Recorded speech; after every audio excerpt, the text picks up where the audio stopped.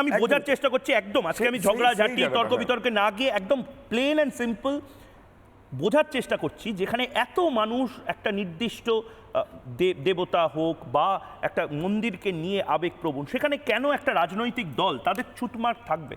না না, একটা রাজনৈতিক দল না, এটা একটা ন্যারেটিভ ছিল, একটা মেটা ন্যারেটিভ ছিল, যেটা মূলত বামপন্থীরা তৈরি করেছিল। সেটা নেহরুভিয়ান সোশ্যালিজমের মধ্যে দিয়ে আজকে টিএমসি, কংগ্রেস সবাই এটা ন্যারেটিভটাকে ফলো করছে, যা এখন রূপান্তরে .in হয়েছে।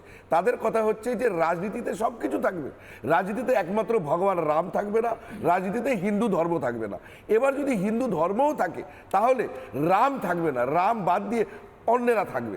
এই যে সিলেক্টিভ ডিসক্রিমিনেশন এগেনস্ট দ্য আস্থা, বিশ্বাস, ধর্মপ্রাণ হিন্দুদের যে একটা কোটি কোটি মানুষের যে একটা বিশ্বাস, সেটাকে যে আঘাত করা, আমরা জানি 90-এর দশকে কিরকম কটূক্তি হয়েছে।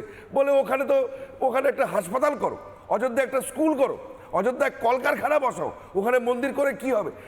গত 10 বছরে ভারতীয় জনতা পার্টি আমরা এটাই প্রমাণ করেছি, এই মেটা ন্যারেটিভটাকে ধ্বংস করেছি, যে রাম ভার্সেস রুটি হতে পারে না। ভারতবর্ষে রুটি তখনই হবে যেখানে রাম থাকবে। চৌধুরী, আপনি গর্বের সাথে বলছেন টেম্পল ইকোনমিটা ভালো, মন্দিরকে কেন্দ্র করে অর্থনীতি ভালো। একদমই তাই।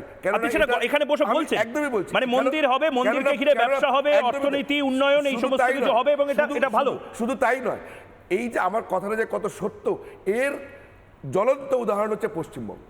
পশ্চিমবঙ্গে তো কখনো ভারতীয় জনতা পার্টি আমরা ক্ষমতায় ছিলাম না, পশ্চিমবঙ্গে সেই অর্থে দক্ষিণপন্থী রাজনীতি কখনো হয়নি। আমরা টিম করে একটা আলো ছিলাম। এখানে কংগ্রেস, তারপরে সিপিএম, তারপরে টিএমসি তথাকথিত সেকুলার রাজনীতি করেছে। সবসময় রুটি ভাত দে রুটি কাপড়া মাকান, সেকুলার রাজনীতি হয়েছে। তৎসত্ত্বেও পশ্চিমবাংলার অর্থনীতি গোল্লায় গেছে কেন? পশ্চিমবাংলা একদম ধ্বংস হয়েছে কেন?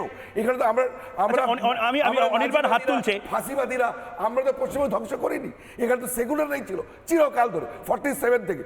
সেই জন্য পশ্চিমবাংলায় হচ্ছে উদাহরণ, যে ধর্মকে বাদ দিয়ে যদি রাজনীতি হয়, সেই জন্য আমরা বারবার বলছি, আমি ব্যক্তিগতভাবে বলছি, রাম ভগবান হওয়ার আগে রাজা রাম, কৃষ্ণ ভগবান হওয়ার আগে দ্বারিকার রাজা, কৃষ্ণ ভগবান হওয়ার আগে পাণ্ডব, যারা বঞ্চিত, নিপীড়িত, দলিত, পাণ্ডব যারা বঞ্চিত হয়েছে, যাদের সাথে অন্যায় করা হয়েছে, সেই অন্যায় পাণ্ডবদের ক্ষমতায় বসানোর আমি এটার উত্তর দেবাশিস ঘোষ এবং অনির্বাণ দার কাছ থেকে নেব। কিন্তু আমি একবার মানুষকে মনে করিয়ে দিতে চাই কোথা থেকে এই বিতর্কটার জন্ম হলো।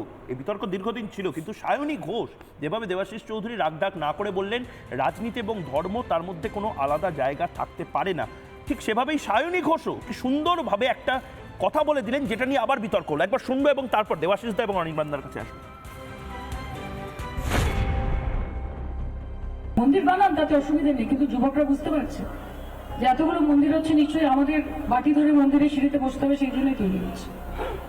কারণ চাকরি নেই, তো পড়াশোনা নেই, কি আছে, শিক্ষা নেই, কর্ম নেই, অন্য নেই। এবং আমরা মনে করি যে বাম আমলকে বাদ দিয়ে রামরাজ্য, যেটার কথা আপনারা বলেন, যেখানে সুখ, সম্প্রীতি, শান্তি, ন্যায়, বিচার, সদ্ভাব, ভালোবাসা, শান্তি, উন্নয়ন, এই প্রত্যেকটা সবকিছু কিন্তু এই পশ্চিমবঙ্গের বুকে মমতা বন্দ্যোপাধ্যায় স্থাপন করেছেন, সেটা আপনারা করেন।